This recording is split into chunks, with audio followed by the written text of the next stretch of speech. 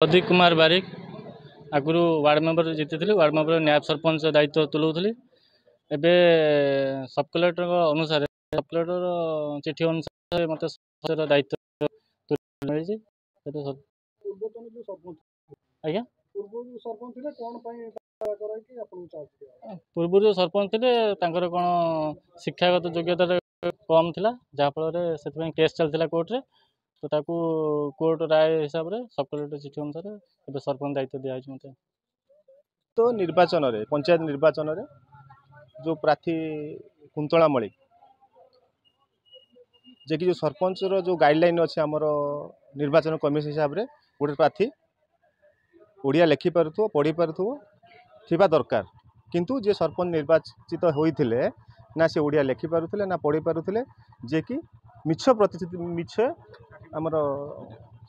सत्यवाटा प्रदान करथिले पर स्टेप रे आमे ताकू तदंत कलु जे कि सत्यवाटा देते संपूर्ण मिछ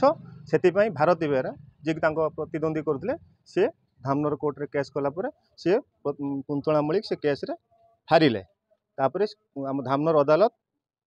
आमर बीडीओ को ऑर्डर करथिले कि ये अयोग्य जे कि ओडिया पढ़ी लिखि कि से सरपंच न हवा आवश्यक पंचायत रे साधारण लोक कथा बुझी न पारिबा पारिबो नाही तापरे से भद्रक कोर्ट जाइथिले आमर जे प्रतिनिधि सुनी जो कुंतला मलिक सेठी मध्य से केस हारिले तापरे आज हम सब कलेक्टर ऑर्डर करले बीडीओ